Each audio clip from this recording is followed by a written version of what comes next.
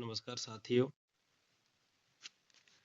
मैं नागेंद्र प्रताप सिंह और आज का टॉपिक है सीटेट का इवोल्यूशन ऑफ लर्निंग, अधिगम का मूल्यांकन। तो बहुत ही शॉर्ट रूप में इसको लेकर चलते हैं। मूल्यांकन वह निरंतर प्रक्रिया है जिसके द्वारा अधिगम की प्रगति, उद्देश्यों की प्राप्ति, विद्यार्थियों के ज्ञान, समझ, कौशल, अभिवृद्धि का निर्णय किया जाता है। ठीक है।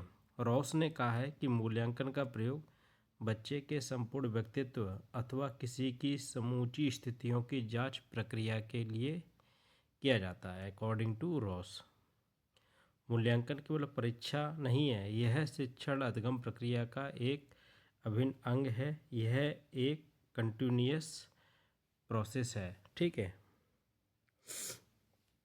अब हम समझते हैं कि मूल्यांकन के उद्देश्य क्या हैं। तो जो मूल्यांकन है यह अधिगम उद्देश्यों की प्राप्ति की जांच करता है, विद्यार्थियों की शक्तियों एवं कमजोरियों की पहचान करता है, शिक्षण विधियों में सुधार, विद्यार्थियों को मोटिवेट करता है, सीखने को सुदृढ़ करता है। ठीक है। अब आकलन और मूल्यांकन ये दो विषय वस्तु हैं। तो आकलन जहाँ मापन केंद्रित होता है, वहाँ मूल्यांकन निर्णय केंद्रित होता है। आकलन अंक और स्कोर तक सीमित है, जबकि मूल्यांकन होलिस्टिक है, ये गुणात्मक निर्णय देता है। आकलन सीमित होता है और मूल्यांकन जो है वो हमारा व्यापक होता है। मूल्यांकन के जो प्रकार हैं, मुख्यतः मूल्यांकन के तीन प्रकार होते हैं: निर्माणात्मक यानी फॉर्मेटिव इवोल्यूशन, समेटिव इवोल्यूशन और डायग्नोस्टिक इवोल्यूशन। ठीक है। तो जो हमारा फॉर्मेटिव इवोल्यूशन है, जिसे बोलते हैं निर्माणात्मक या रचनात्मक मूल्यांकन, ये जो हमारा निर्माणात्मक या रचनात्मक मूल्यांकन है,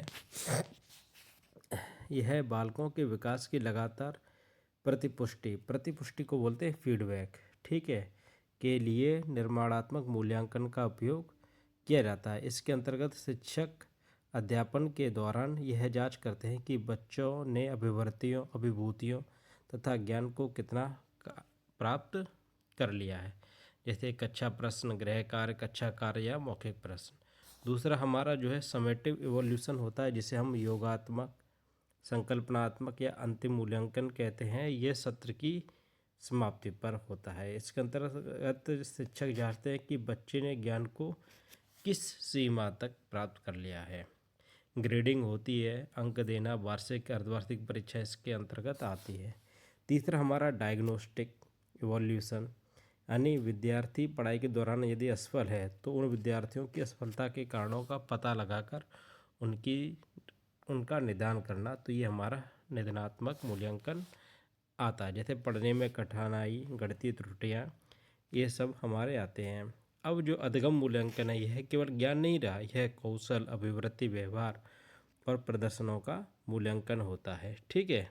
आइए इसकी कुछ विशेषताएं। शिक्षा प्राप्त के लिए परफॉर्मेंस बेस है, पूर्व प्राप्त ज्ञान से तुलना हो सकती है। यह मात्र अंक नहीं बल्कि समग्र विकास, होलिस्टिक डेवलपमेंट, ये हमारी नई एजुकेशन पॉलिसी और न्यू करिकुलम फ्रेमवर्क के अंतर्गत आता है। अब हम समझते हैं कि सतत एवं व्यापक मूल्यांकन, कंटिन्यूअस कम्प्रहेंसिव इवोल्यूशन। ठीक है। बहुत ही ज्वलंत मुद्दा है, इसको आप बहुत अच्छी तरीके से समझ लीजिए।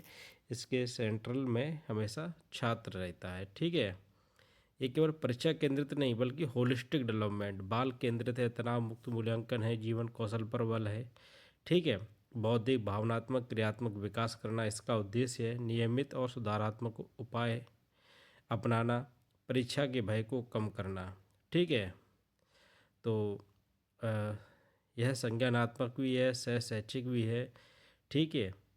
शिक्षक को प्रभावी योजना बनाने में यह सहायता करता है। विद्यार्थी की प्रगति का यह निरंतर आकलन करता है। ठीक है। ये एक बहुआयामी, ठीक है, मूल्यांकन है। शिक्षार्थियों के सामाजिक, भावनात्मक, शारीरिक, बौद्धिक विकास और विकास के उन अन्य क्षेत्रों की अवस्था को स्वीकार करना और उनका ध्यान रखना। ठीक है। अब हमारे CCE के साधन एवं विधियाँ। ठीक है।